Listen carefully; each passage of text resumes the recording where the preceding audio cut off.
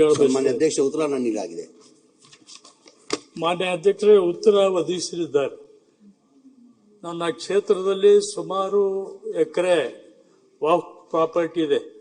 ಸುಮಾರು ಅವರೇ ಹೇಳ್ದಂಗೆ ಒಟ್ಟು 661 ಏನು ಗ್ರಾಮಗಳಲ್ಲಿ ಈ ವಕ್ಫ್ ಪ್ರಾಪರ್ಟಿ ಇದೆ. ಆದರೆ ವಕ್ಫ್ ಪ್ರಾಪರ್ಟಿ ವಕ್ಫ್ ಇಲಾಖೆಯವರ ಕಂಟ್ರೋಲ್ನಲ್ಲಿ ಇಲ್ಲ ಮತ್ತು ಸರ್ಕಾರದ ಕಂಟ್ರೋಲ್ನಲ್ಲಿ ಇಲ್ಲ. ಅದು ಖಾಸಗಿಯವರು ಅದು ಉಪಭೋಗ ಮಾಡ್ತಾ ಇದ್ದಾರೆ.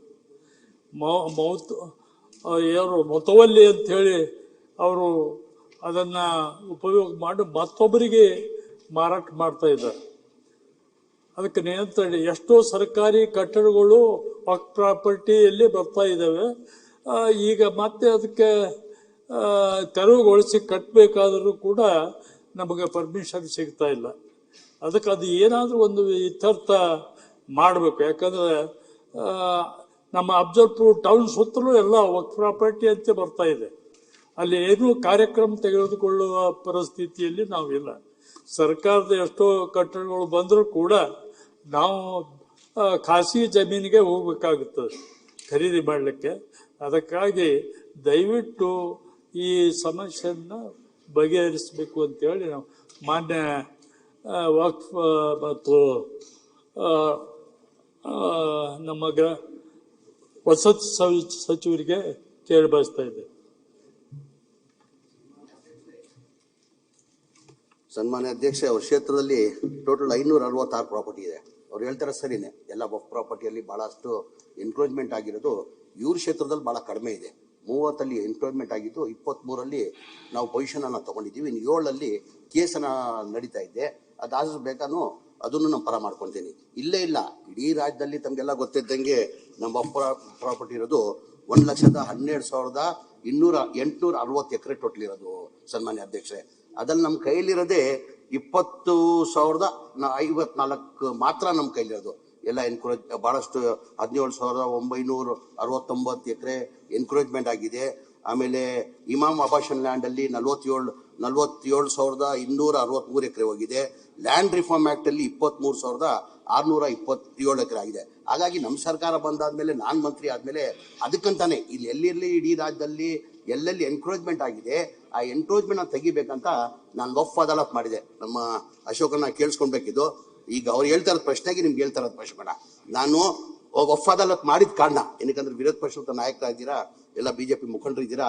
ನಾನು ವಕ್ಫ್ ಅದಾಲತ್ ಅಂತ ಮಾಡಿದ ಕಾರಣ ಏನಂದ್ರೆ ವಕ್ಫ್ ಆಸ್ತಿಗಳು ಎಲ್ಲ ಬಹಳಷ್ಟು ಕಡೆ ಎನ್ಕ್ರೋಚ್ಮೆಂಟ್ ಆಗಿದೆ.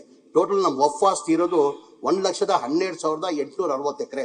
ಅದು ಯಾವುದು ಸರ್ಕಾರ ಕೊಟ್ಟಿರೋದು ಆಸ್ತಿ ಅಲ್ಲ, ಅದು ಪ್ರೈವೇಟ್ ಅವರು ಸಮಾಜಕ್ಕೆ ಒಳ್ಳೇದಾಗ್ಲಿ ಅಂತ ವಕ್ಫ್ಗೆ ಕೊಟ್ಟಿರೋದು. ಅದು ಎನ್ಕ್ರೋಚ್ಮೆಂಟ್ ಆಗಿದೆ. ಎಷ್ಟು ಎನ್ಕ್ರೋಚ್ಮೆಂಟ್ ಆಗಿದೆ? 17,000 ಏನು ಅಶೋಕನವರೇ, 17,969 ಎಕರೆ ಎನ್ಕ್ರೋಚ್ಮೆಂಟ್ ಆಗಿದೆ. ಅದು ಎನ್ಕ್ರೋಚ್ಮೆಂಟ್ ಮಾಡಿರೋದು ಯಾರು? ಯಾವ ದೇವಸ್ಥಾನ ಅಲ್ಲ, ಯಾರು ಬೇರೆಯವರಲ್ಲ, ಈ ಮುಸ್ಲಿಂ ಸಮಾಜದವರೇ.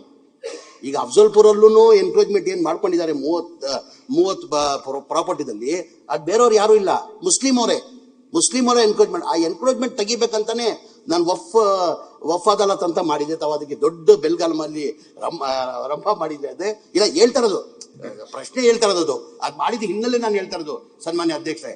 ಆ ಮಾಡಿದ ಕಾರಣಕ್ಕೆ ಇವತ್ತು ಇನ್ನ 30 23 ಸಮಸ್ಯೆನ ಬಗೆಹರಿಸಿದೀನಿ. 7 ಇದೆ, ಅದು ಆದಷ್ಟು ಬೇಗ ನಾವು ಮಾಡ್ತೀವಿ ಅಂತ ಹೇಳಕ್ ಬಯಸ್ತೀನಿ. ಅಧ್ಯಕ್ಷರೇ ನನ್ನ ಹೆಸರು ಹೇಳಿದ್ರಲ್ಲ, ಪ್ರತಿಪಕ್ಷ ನಾಯಕರಿಂದ ಏನಿಗೆ ಮಾಡಿದೆ ಅಂತ ಹೇಳಿರೋದು ನಿಮ್ಗೆ. ನಾನ್ ಸುಮ್ಮನೆ ಕೂತ್ಕೊಂಡ್ರೆ ನೀವು ಒಪ್ಕೊಂಡಂಗೆ ಅಂತ ಅವ್ರದ್ದು ಅಷ್ಟೇ. ಹುಷಾರಾಗಿ ಮೊದ್ಲೇ ನೋಡಿ ಹೆಂಗೆ ಕೆವಿ ಅಟ್ಯಾಕ್ ಅಂತಾರೆ ಅವರು.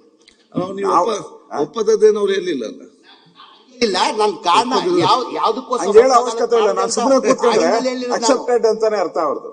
ನಾವತ್ತು ಆ ಪ್ರಶ್ನೆ ಅಲ್ಲ. ಈಗ ನನಗೂ ಗೊತ್ತಿದೆ, ಕಲಬುರ್ಗಿ ಈ ಭಾಗದಲ್ಲೆಲ್ಲ ಮುಸಲ್ಮಾನ್ರೇ ಕಬಳಿಕೆ ಮಾಡಿರೋದು, ಅದ್ರದ್ದಲ್ಲ ನಮ್ಮ ಪ್ರಶ್ನೆ. ನಾವು ಈಗ ಚಿಕ್ಕಬಳ್ಳಾಪುರದಲ್ಲಿ ವಿಶ್ವೇಶ್ವರಯ್ಯನವರು ಓದಿದ್ದು ಶಾಲೆನ ನಾನೇ ಹೋಗಿದ್ದೆ. ಅಲ್ಲಿ ಅದನ್ನ ವಕ್ಫ್ ಬೋರ್ಡ್ ಅಂತ ಮಾಡಿದ್ದಾರೆ. ಕೆಲವು ರೈತರು ಉಳುಮೆ ಮಾಡ್ತಾರೆ. ಹಿಂದೆ ಎಲ್ಲ ಏನು ಅಧ್ಯಕ್ಷರೇ, ಈ ದೇವಸ್ಥಾನಗಳು ಜಮೀನಿತ್ತು, ಲಕ್ಷಾಂತರ ಎಕರೆ ದೇವಸ್ಥಾನಗಳು ಮಾನ್ಯ ಜಮೀನಿತ್ತು ಹಿಂದೆ ಮಹಾರಾಜರು ಕೊಟ್ಟಾಗ. ಅದೇನ್ ಮಾತು ಉಳುಮೆ ಮಾಡ್ತಾ ಇದ್ರು, ಉಳುಮೆವನಿಗೆ ಭೂಮಿ ಅಂತ ಕೊಟ್ಬಿಟ್ರಿ. ಈಗಲೂ ಹಂಗೆ ಏನಾಗಿದೆ, ವಕ್ಫ್ ಬೋರ್ಡ್ ಆಸ್ತಿಗಳು ಕೆಲವರು 60-70 ವರ್ಷದಿಂದ ಉಳುಮೆ ಮಾಡ್ಕೊಂತ ಇದ್ದಾರೆ ಅಪೋಸಿಷನ್ ಅಲ್ಲಿ. ಅದಕ್ಕೆ ನಾನು ಹೇಳ್ತಾ ಇರೋದು, ಅಂತ ಜಮೀನುಗಳನ್ನ ಯಾವ್ದು ನೀವು ನಿಮ್ಮ ಹಿಡಿತದಲ್ಲಿಲ್ಲ ಅಂತವನ್ನ ಕೊಡ್ರಿ. ರೈತರಿದ್ರೆ ಅದು ಯಾರು ಹಿಂದೂ ಇರ್ಲಿ ಮುಸ್ಲಿಂ ಇರ್ಲಿ ಯಾರೇ ಇದ್ಕೊಂಡ್ಲಿ ಕೊಡಿ ಅವ್ರಿಗೆ ಅಷ್ಟೇ. ಹಿಂದೆ ಯಾವ ರೀತಿ ದೇವಸ್ಥಾನಗಳದೆಲ್ಲ ಕೊಟ್ರು ಹಾಗೆ ಕೊಟ್ಬಿಡಿ, ಉಳಿದನ್ನ ಉಳಿಸ್ಕೊಳ್ಳಿ, ಅದಾದ್ರೂ ಉಳಿಯುತ್ತೆ. ಈ ನೀವು ತನಿಖೆ ಮಾಡಿ ಅಂತಾನೆ ಹೇಳ್ತಾ ಇದ್ದೀರಿ ನಾವು. ವಕ್ಫ್ ಬೋರ್ಡ್ ಆಸ್ತಿ ಏನೇನು ಕಬಳಿಕೆ ಆಗಿದೆ ತನಿಖೆ ಮಾಡಿ. ಇಲ್ಲೂ ವಿನ್ಸನ್ ಮ್ಯಾನರೇ ಇಟ್ಕೊಂಡಿದ್ಯಪ್ಪ ನೀನೆ. ಅದನ್ನ ಹೆಂಗ್ ಬಿಟ್ಟೆ ನೀನು? ಇದನ್ನ ನಮ್ಮನ್ನೆಲ್ಲ ಕೇಳ್ತೀಯಲ್ಲ ನೀನು, ನಮ್ಮನ್ನೆಲ್ಲ ಕ್ವಶನ್ ಮಾಡ್ತೀಯ. ಅದ್ಯಾಕೆ ಅದು ನಮ್ದು ಅಂತ ಈಗ ಒಂದಿನ ಹೇಳಿದ್ಯಾ ಇದ್ರ ವಿನ್ಸನ್ ಮ್ಯಾನರ್ ನಂದು ಅಂತ? ಯಾಕೆ ಅಲ್ಲೋ ಕಾಫಿ ಕುಡಿತೀಯಾ, ಅಲ್ಲೋ ಊಟ ಮಾಡ್ತೀಯಾ? ಅದಕ್ಕೆ ಹೇಳೋದೇ ಇಲ್ಲ ನೀನು. ಸನ್ಮಾನ್ಯ ಅಧ್ಯಕ್ಷರೇ, ನಾನು ಸ್ಪಷ್ಟವಾಗಿ ಹೇಳಿದ್ದೀನಿ, ನಾವು ಯಾವ ದೇವಸ್ಥಾನಕ್ಕೆ ನಾವು ಕೈ ಹಾಕೋಕ್ ಹೋಗಲ್ಲ, ಆಮೇಲೆ ಯಾವ ಎಜುಕೇಶನ್ ಕೈ ಹಾಕೋಕ್ ಹೋಗಲ್ಲ. ನಾವು ಯಾರು ಪ್ರಾಪರ್ಟಿಗಳು ಎನ್ಕರೇಜ್ ಮಾಡಿದ್ದಾರೆ ಪ್ರೈವೇಟ್ ಅವರು, ಅಂದ್ರೆ ಅದ್ ಹೇಳ್ತಾ ಇಲ್ವಾ, ಬೇರೆಯವರಿಲ್ಲ, ಇದರಲ್ಲಿರೋದು ಹೆಚ್ಚಿನ ಸಂಖ್ಯೆದಲ್ಲಿ ಮುಸಲ್ಮಾನೇ. ಆ ಹಿನ್ನೆಲೆ ನಾನು ನಮ್ದೇನು ಅಬ್ಜೆಕ್ಷನ್ ಇಲ್ಲ. ಬೇರೆ ರಾಷ್ಟ್ರ ಸಾಕು, ನಮ್ಮದು ನಮ್ಮದೇ, ನಿಮ್ಮದು ನಮ್ಮದಲ್ಲ ಆಗ್ಬಾರ್ದ.